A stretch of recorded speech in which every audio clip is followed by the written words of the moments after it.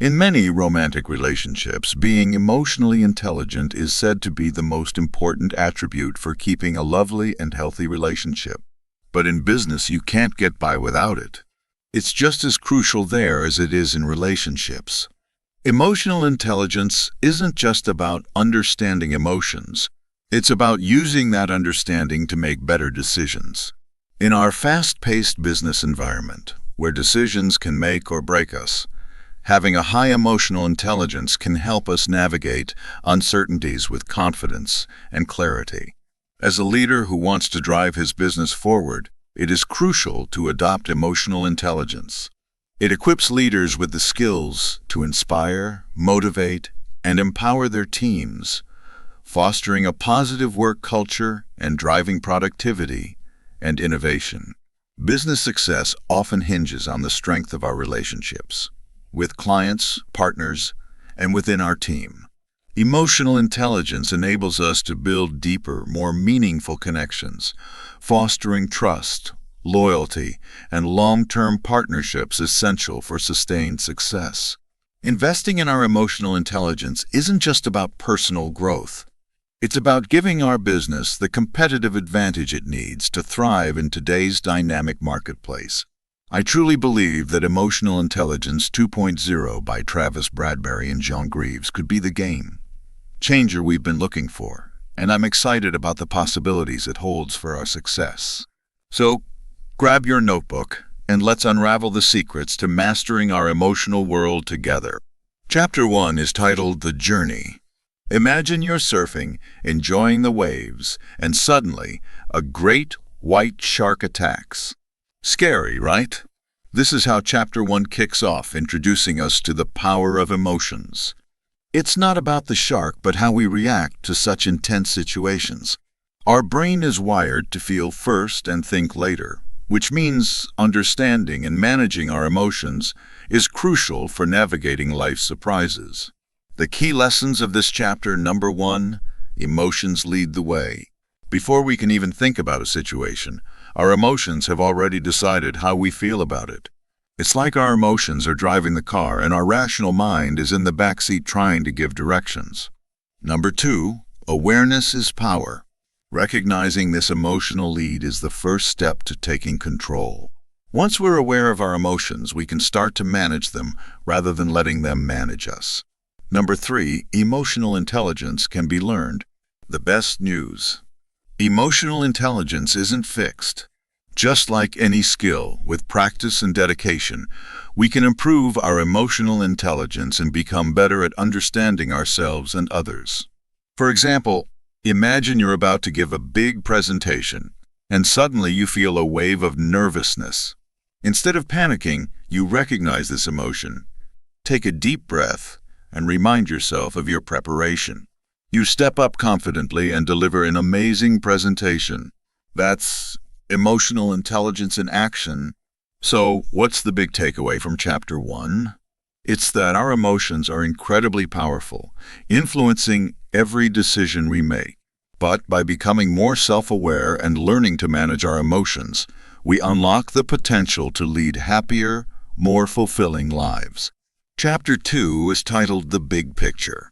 This chapter zooms in on the heart of emotional intelligence. Emotional intelligence. Understanding what it really is and debunking common myths. It's like finding out that the monster under your bed was actually just a pile of clothes. Suddenly, everything seems a lot less scary, right? The key lessons of this chapter: number 1, emotional intelligence is not just a buzzword. It's the real deal, folks. Emotional intelligence is about understanding our own emotions and those of people around us. It's what helps us navigate through both calm and stormy seas of life. Number 2, separate from IQ. Imagine IQ is your ability to solve puzzles, while emotional intelligence is your skill in managing emotions and relationships. Two different things, but both are important. And the best part? While IQ is pretty much set, emotional intelligence can be developed and improved over time. Number 3, 4 pillars of emotional intelligence. These are self-awareness, self-management, social awareness, and relationship management. Think of them as the four musketeers, each playing a crucial role in helping you become the master of your emotional universe. For example, picture this. You're stuck in traffic, already late for an important meeting. Old, you might panic, honk like crazy, and let stress take the driver's seat. But emotional intelligence, savvy you take a deep breath and recognize your frustration, but choose to listen to some calming music instead. You arrive composed, ready to tackle the meeting head-on. That, my friends, is the power of emotional intelligence at work. Wrapping up Chapter 2, we learn that emotional intelligence is our superpower in understanding and managing emotions. It's not static. It's a dynamic force that we can grow and strengthen with practice. And guess what? This journey of growth can lead to more meaningful relationships, better decision-making, and a happier life. Chapter 3 is titled What Emotional Intelligence Looks Like. This chapter is like the moment you put on glasses for the first time and everything looks crystal clear. It introduces us to practical ways we can start recognizing our emotions and the emotions of others.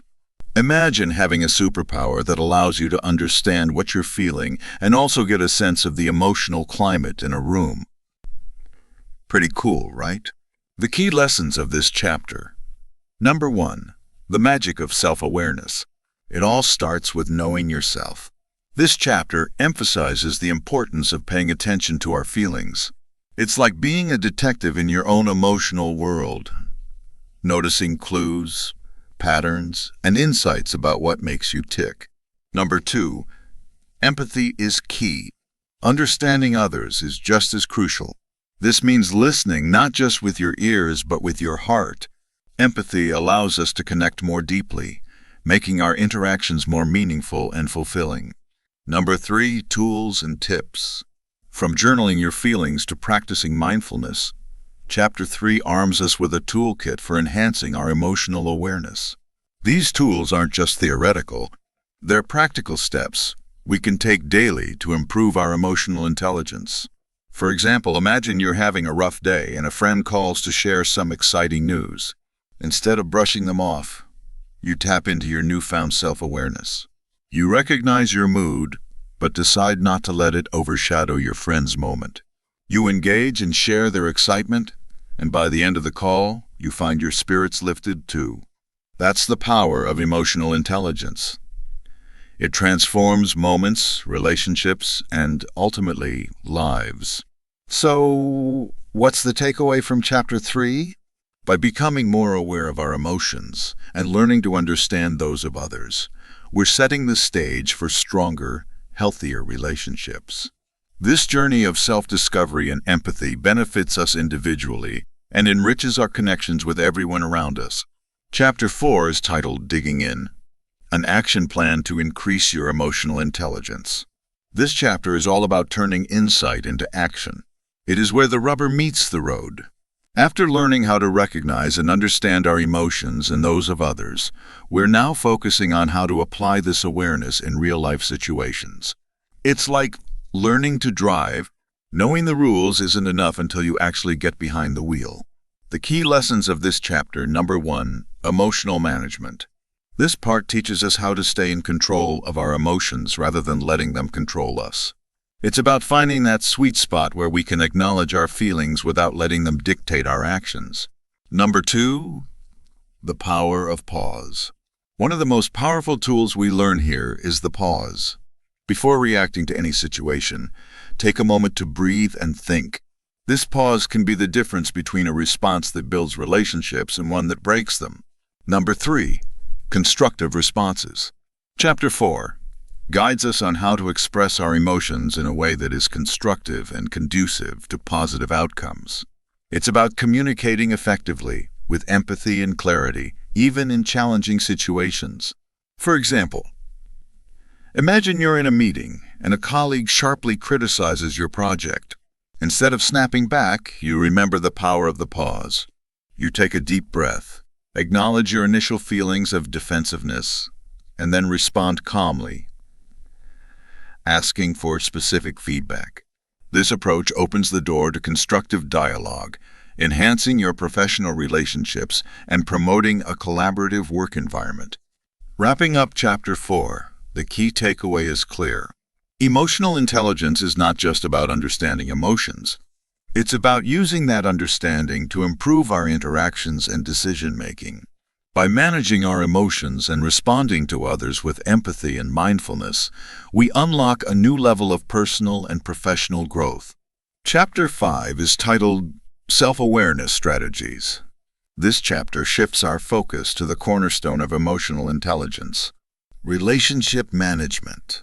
This chapter is like a masterclass in navigating the complex world of our relationships, using the emotional intelligence skills we've been building. It's about taking everything we've learned about self-awareness, self-management, and social awareness and applying it to create stronger, more resilient bonds with others. The key lessons of this chapter: number 1, empathy in action. Here we learn that empathy isn't just about understanding what others feel. It's about showing that understanding in our actions and responses, it's the bridge that connects us, allowing for deeper, more meaningful connections. Number 2, communication is key. Effective communication is at the heart of relationship management. This chapter gives us tools to express ourselves clearly and listen actively, ensuring that we're truly heard and that we truly hear others. Number 3, conflict resolution. No relationship is without conflict, but it's how we handle these conflicts that matter. Chapter 5 guides us through resolving disagreements in a way that strengthens relationships rather than weakening them. For example, let's say you and a close friend have a misunderstanding. Instead of letting frustration build, you decide to apply your emotional intelligence skills. You approach the conversation with empathy. Listen actively to your friend's perspective and express your feelings without blame.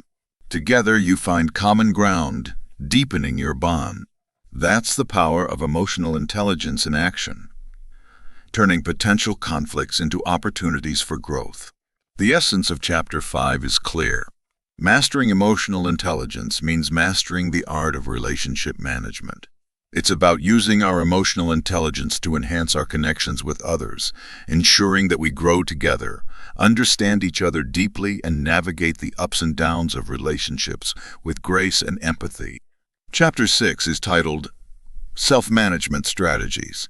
In this chapter, we're stepping up our game. Building on our understanding of emotional intelligence, this chapter challenges us to apply our emotional intelligence in more complex scenarios. It's about using our emotional savvy to lead, inspire, and create positive change in every area of our lives. The key lessons of this chapter: number 1, leadership with emotional intelligence. Discover how leaders can use emotional intelligence to motivate and engage their teams, creating a positive, productive, and resilient workplace culture. Number 2, emotional intelligence in decision-making. Learn how to apply emotional intelligence to make more informed, balanced decisions. It's about blending logic with empathy to navigate challenges more effectively. Number 3, building resilient relationships. Deepen your understanding of how emotional intelligence can help us build stronger, more resilient relationships, both at work and in our personal lives, by navigating conflicts and misunderstandings with grace and understandings. For example, imagine you're leading a team facing a tight deadline. Stress levels are high and frustration is in the air.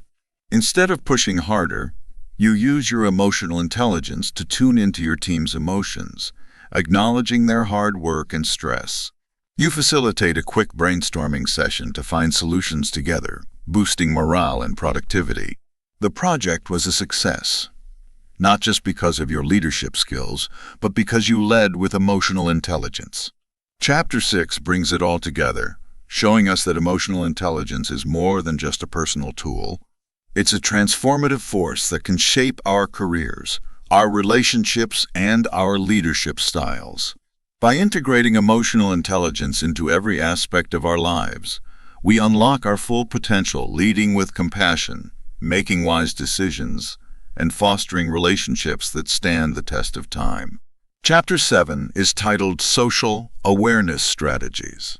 Chapter 7 is like the culmination of our emotional intelligence journey.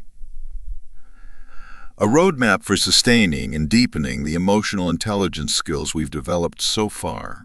It's not just about mastering emotional intelligence. It's about integrating it into our lives in a way that brings lasting fulfillment and success. The key lessons of this chapter: Number 1, lifelong learning. Dive into the importance of adopting a mindset of continuous growth and learning when it comes to emotional intelligence.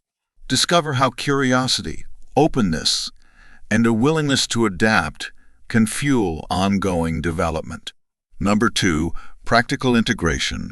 Explore strategies for integrating emotional intelligence into our daily lives, from morning routines to evening reflections.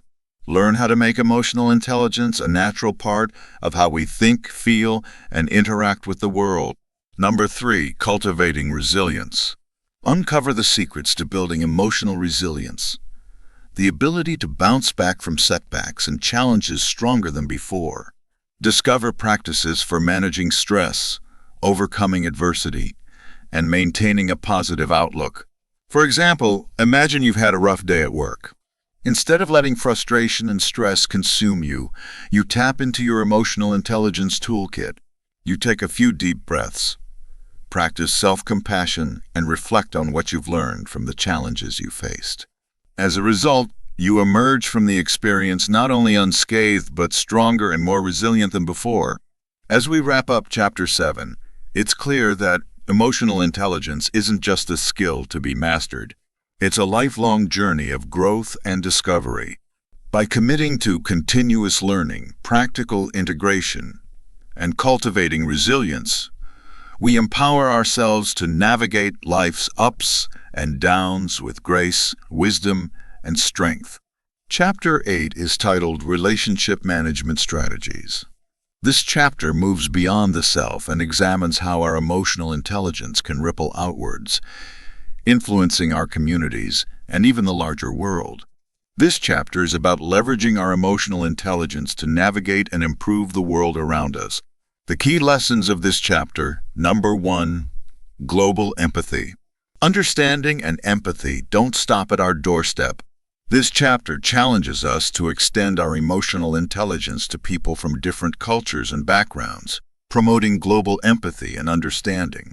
Number 2, social responsibility. We explore how emotional intelligence equips us to tackle social issues with compassion and effectiveness. It's about using our emotional intelligence to drive positive change and make a tangible impact on the world. Number 3, sustainable relationships.